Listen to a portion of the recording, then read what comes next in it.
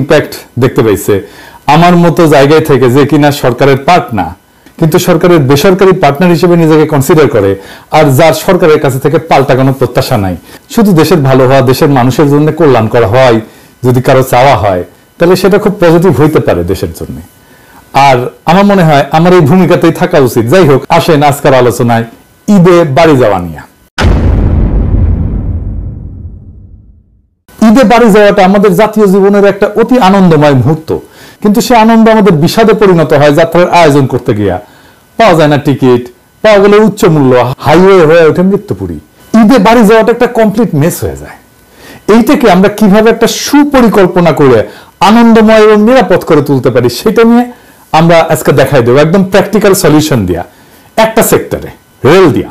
কারণ হচ্ছে যে আমাদের বড় ভাই ফাইজুল ভাই এখন রেল উপদেষ্টা, ওনারা বললাম যে ফাইজুল ভাই আমি একটা পরিকল্পনা করছি রেল নিয়ে কিভাবে ঈদে বাড়ি যাওয়াকে আরো এফিসিয়েন্ট করা যায়। ফাইজুল ভাই সব আইডিয়া আগ্রহ নিয়ে শোনেন, উনি উৎসাহ দেন এবং অতি উদ্যমী মানুষ।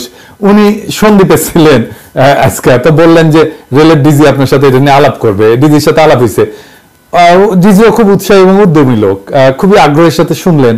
এই এপিসোড প্রচার হওয়ার আগে তিনি কাজ শুরু করে দিবেন, কারণ পুরো পরিকল্পনাটা উনি খুব পছন্দ করছেন। যাই হোক, যেটা আজকে শুনতে যাচ্ছেন সেটা বাস্তবায়িত হইতে যাইতেছে। পুরোটা বাস্তবায়িত না হলে বড় অংশ বাস্তবায়ন করবেন তিনি, আমি পূর্ণ সাহায্য করব ওনাকে। কিন্তু সবাই এই পরিকল্পনাটা করে দিই। ডিজি সাহেবের সাথে আরো খুঁটিনাটি বিষয় নিয়ে কথা বলতেই হবে। পুরা ঈদ টাইমে এই কাজে আমি নিজেকে ডেডিকেট করব আমার টিম নিয়ে। আমার দর্শকদের মোটা দাগে কি পরিকল্পনা সেটা বলে দেওয়া যাবে। ফাইজুল ভাই নিজেও দেখলেন যে উনি কি কাজে, এটা আমি কি কাজ করতে চাইছিলাম ডিটেইল সেটা উনি দেখলেন। আর সবচেয়ে গুরুত্বপূর্ণ হইতেছে সেটা হচ্ছে আমার ক্ষুদ্র ভ্রাতা আর ভগিনীরা যা আছে তাই দিয়া প্রবলেম সলভ করার তরিকাগুলো বুঝতে পারবে। এমবিএ তে যারা অপারেশন ম্যানেজমেন্ট পড়েন তারাও আইডিয়া জেনারেট করতে পারবেন, চিন্তার এই পদ্ধতি ব্যবহার করতে পারবেন। আসেন আল্লাহর নামে শুরু করি, কেমনে ঈদের যাত্রা আনন্দময় করা যায় রেল দিয়া। 2023 সালের একটা সমীক্ষা অনুযায়ী ঈদের আগে 4 দিনে ঢাকা ছাড়েন 1,20,00,000 মানুষ। সেই হিসেবে ঈদের সময় গড়ে প্রত্যেক দিন বাড়ি যান 30 লাখ মানুষ। কিন্তু ঢাকা কেন্দ্রিক যে গণপরিবহন ব্যবস্থা আছে সেগুলো দিয়ে বড় জোর দিনে 22 লাখ লোককে পরিবহন করা সম্ভব, এক জায়গা থেকে আরেক জায়গায় নিয়ে যাওয়া। ঈদের আগের কয়েকদিন প্রত্যেক দিন গড়ে প্রায় 8 লাখ মানুষ বাসে, মিনি বাসে, 1,05,000 মানুষ ট্রেনে বসে এবং দাঁড়ায়, 1.25 লাখ মানুষ লঞ্চে যাতায়াত করেন। ব্যক্তিগত গাড়ি মাইক্রোবাস ভাড়া করে বাড়ি যান 7.5 লাখ মানুষ। মোটরসাইকেল নিয়ে ঈদ যাত্রায় সামিল হন 4 লাখ মানুষ। সমীক্ষা বলতেছে আরো 8 লাখ মানুষ ট্রাক, অটো রিক্সা সহ নানা অপ্রচলিত বাহনে ভোগান্তি নিয়ে যাতায়াত করেন। কিন্তু যাত্রীবাহী যানবাহনের সক্ষমতা আছে 86,68,000 যাত্রী পরিবহনের। বাকি 33,32,000 যাত্রী যান সংকটে ভোগেন। ট্রেনে কত মানুষ যায়? আমরা আগের ডাটায় দেখি যে 7 দিনে 2 লাখের একটু বেশি মানুষ টিকিট কাটে। কিন্তু আমরা অনুমান করি টিকিট কেটে যারা যায় তার থেকে 3 থেকে 4 গুণ লোক বিনা টিকিটে যাতায়াত করে। রেলের ডিজি বললেন অ্যাটলিস্ট দ্বিগুণ লোক যাতায়াত করেন।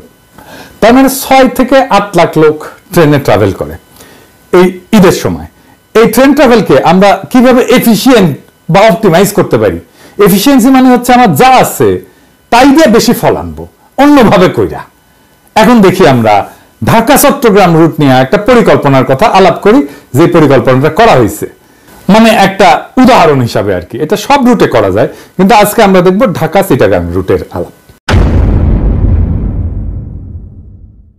বর্তমান মডেলটা কি? সেটা হইতেছে ঢাকা থেকে একটা ট্রেন চট্টগ্রাম যায় আন্তনগর, সব স্টেশনে না থেমে নির্দিষ্ট বড় স্টেশনগুলোতে থামে।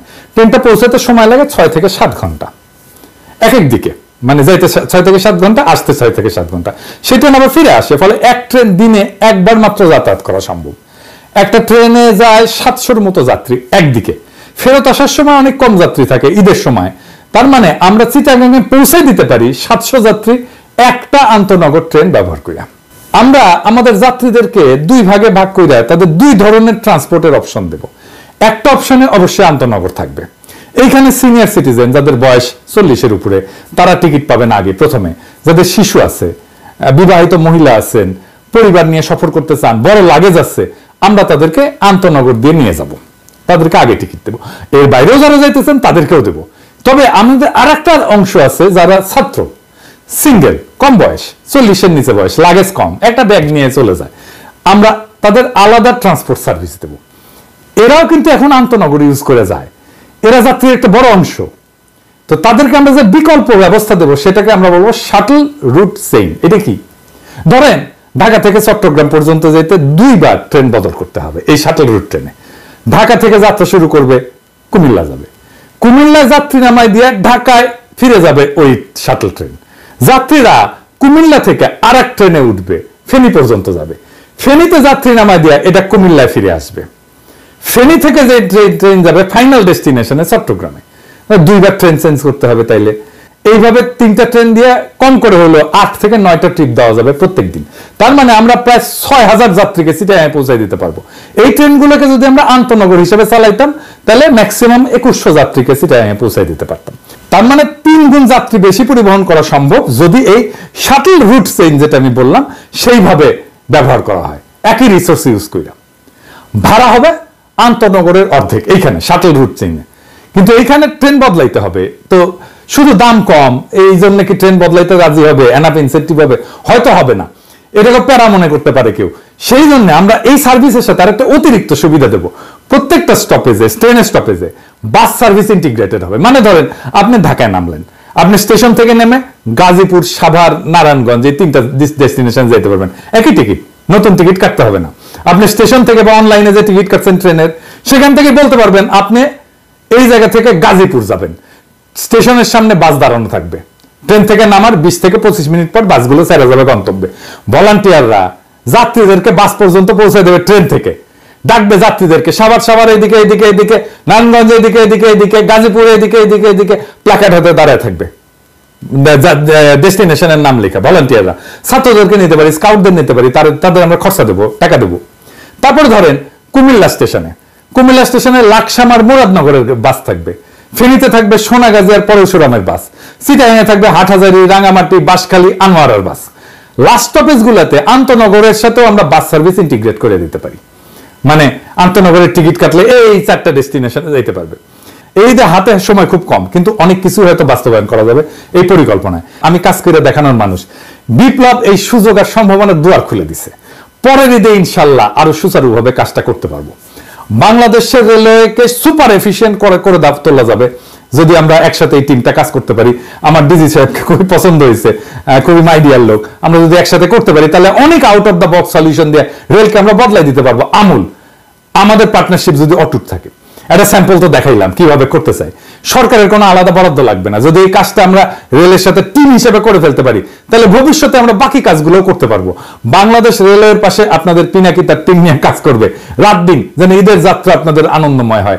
রেলওয়ের বন্ধুরা যারা এই কাজ করবেন একসাথে আমার সাথে এই প্রজেক্টে, তাদের বলতেছি it will B a big fun. আমরা একসাথে অসাধারণ অভূতপূর্ব কিছু অর্জন করব, একই সাথে ফান করব, আমরা আনন্দ করব, আনন্দের সাথে এই কাজটা করব।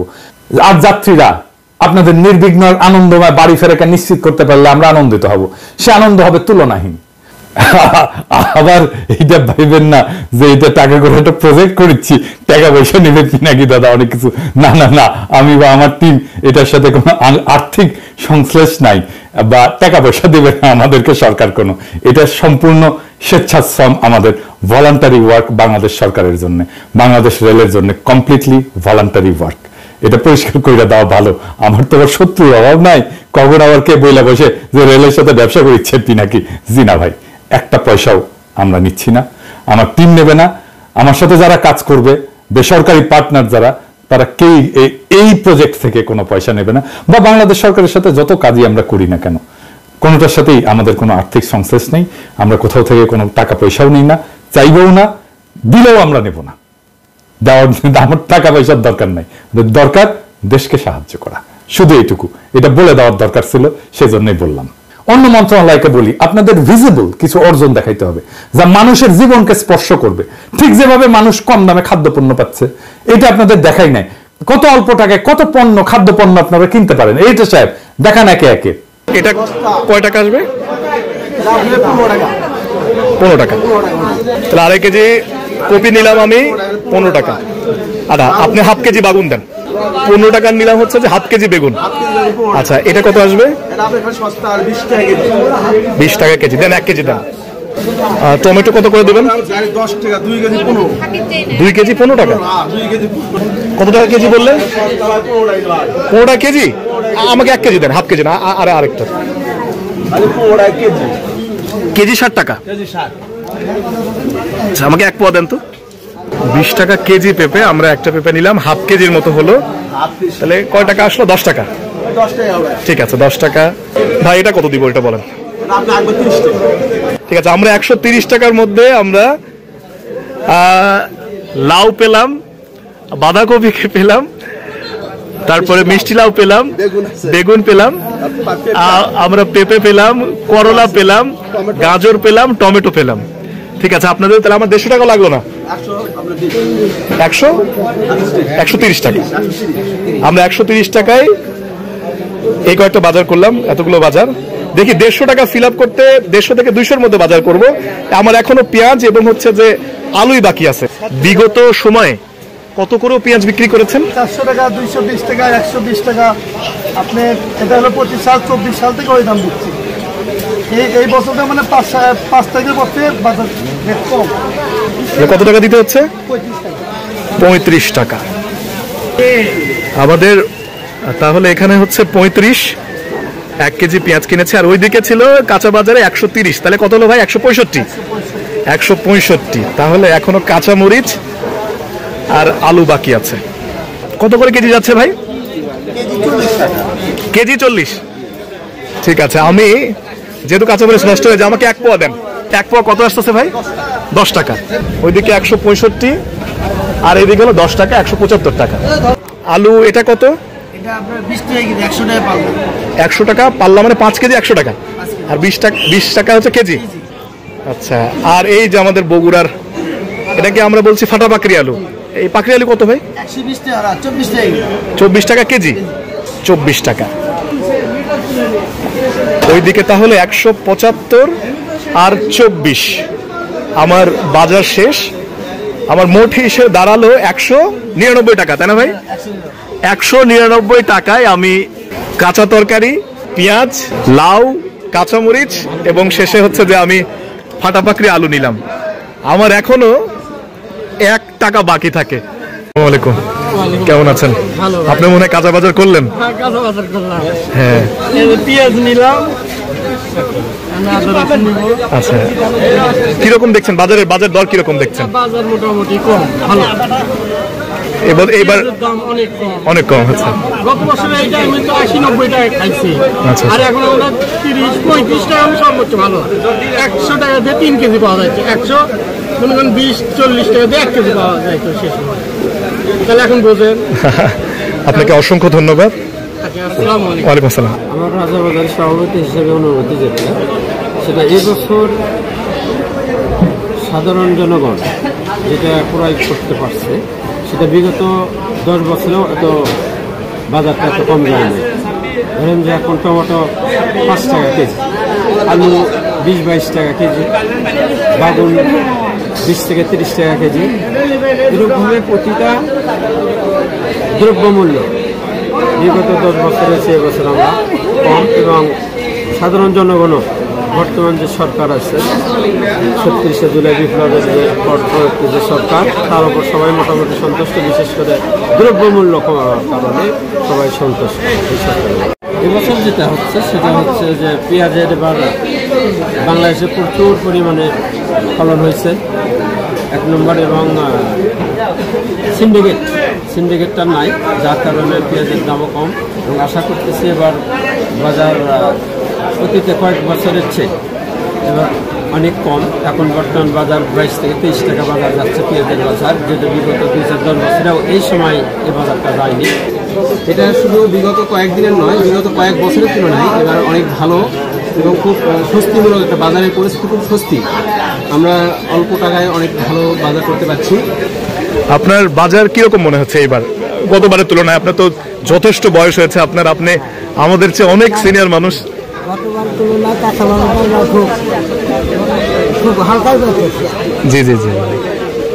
তা আপনার কি মনে হয় যে সরকার কি পারছে বাজার নিয়ন্ত্রণ করতে? আমরা খুশি আছি। দেখলেন তো খাদ্যপণ্যের বাজার, এইটা মানুষ ফিল করে। এবার ব্যবসায়ীরা বলেন, আপনারা কি এখন এলসি খুলতে পারতেছেন? ডলার নাই এই কথা বলে হাসিনার আমলের মতো ব্যাংকে ফিরাই দিচ্ছে, আপনাকে দিচ্ছে না। কি ভয়াবহ অবস্থা করছিলেন না হাসিনার আমলে? মাত্র 7 মাসে এই অর্জন সম্ভব হয়েছে। এই জন্য তো অর্থ মন্ত্রণালয়কে ধন্যবাদ দিতে হবে, অর্থ উপদেষ্টাকে ধন্যবাদ দিতে হবে, তাই না? সম্ভব, সবকিছু সম্ভব যদি ইচ্ছা থাকে, পরিকল্পনায় যদি থাকে মানুষের কথা, আর কাজে যদি থাকে নিষ্ঠা, তাহলে যে কোনো দুর্বিষহ পরিস্থিতিকে রূপ দেওয়া যায় স্বস্তির যাত্রায়। ঈদে বাড়ি ফেরা আমাদের জীবনের সবচেয়ে আবেগী মুহূর্তগুলোর একটা। এই আবেগের যাত্রা যেন আর মৃত্যুর শঙ্কা না হয়, হতাশার যেন যাত্রা না হয়, আর যেন না হয় টিকেটের হতাশা। এই লক্ষ্যেই আজকের আমাদের প্রয়াস। আমরা দেখলাম কিভাবে সীমিত রিসোর্স দিয়ে অসংখ্য মানুষের যাত্রা সহজ, সাশ্রয়ী আর নিরাপদ করা সম্ভব। শুধু আন্তনগর ট্রেন না, শাটল রুট চেইন এই নামের যে নতুন সম্ভাবনার দ্বার আজকে উন্মোচিত হইল, যেখানে গতি, স্বস্তি আর সংযুক্তি মিলেমিশে এক নতুন ট্রান্সপোর্ট মডেল গড়ে উঠতে পারে। এটা কেবল একটা পরিকল্পনা না, এটা হচ্ছে এক ধরনের নাগরিক দায়িত্ববোধের বাস্তব অনুশীলন। সরকার, রেল কর্তৃপক্ষ এবং জনগণের অংশগ্রহণের মাধ্যমে এটা হয়ে উঠতে পারে এক যুগান্তকারী উদাহরণ, যেখানে উন্নয়ন হবে সবার হাত ধরে, আর আনন্দ ছড়ায় যাবে শহর থেকে গ্রামে, স্টেশন থেকে বাড়ির দোরগোড়ায়। আমরা আশাবাদী, আমরা প্রস্তুত। এখন প্রয়োজন একটুখানি সাহস, একটুখানি সমন্বয়, আর বাকিটা হয়ে যাবে ইতিহাস। চলেন এই ঈদে বদলাই দৃশ্যপট, বদলাই যাত্রার গল্প, বদলাই বাংলাদেশের রেলওয়ের ভবিষ্যৎ। এই গল্প বদলের শুরু সেই জুলাইয়ে, সেই মাহেন্দ্রক্ষণে জাতি যখন এক প্রাণ হয়ে জেগে উঠছিল। সেই জুলাইয়ের প্রেরণায় আমরা দেশকে নক্ষত্রের দিকে উড়াই নিয়ে যাব একসাথে। ইনকিলাব।